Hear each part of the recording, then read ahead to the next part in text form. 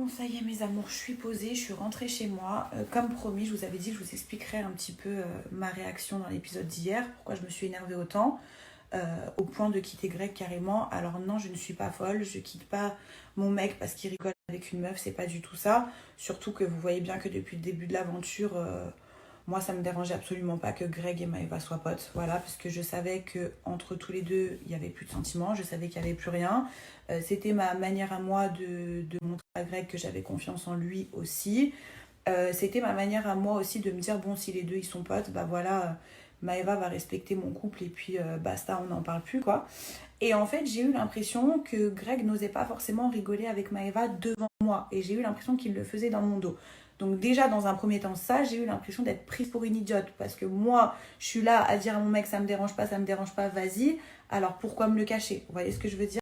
Bon, par contre, après, ça s'est avéré être des informations fausses. Donc apparemment, ils n'avaient pas rigolé ensemble et tout ça, même si de base, je m'en foutais. Mais ce qui m'a encore plus dérangé, c'est que dans le van, quand ils ont quitté la villa, Giuseppa, c'est pour ça que vous voyez Giuseppa et Nico vers moi au moment où je pète un câble à l'extérieur sur la terrasse. C'est que apparemment tous les quatre, quand ils ont quitté la villa, ils ont abordé des sujets un peu intimes. Et là, c'est des choses qui me dérangent. Voilà, de savoir que mon mec parle de sujets intimes avec ses potes et concernant son ex ou avec la présence de son ex, là par contre ça me dérange. Voilà, quelle meuf accepterait que son mec parle de sujets intimes avec son ex ou devant son ex? Vous voyez ce que je veux dire? Donc ça m'a aussi fait péter un câble. Mais après Greg il m'a expliqué, enfin tout le monde m'a expliqué que vraiment ce qu'on m'a répété c'était sorti du contexte. Mais voilà, c'est aussi quelque chose qui m'a fortement dérangée. Après, je pense que vous avez tous remarqué que dans cette aventure, quand ça concerne le sujet Greg, je m'énerve très très fort. Je m'énerve très très vite pour pas grand chose. Voilà, parfois il n'y a pas lieu de s'énerver comme ça. Par exemple, comme quand il m'avait dit qu'il voterait pas contre Laura et qu'au final il a voté contre Laura.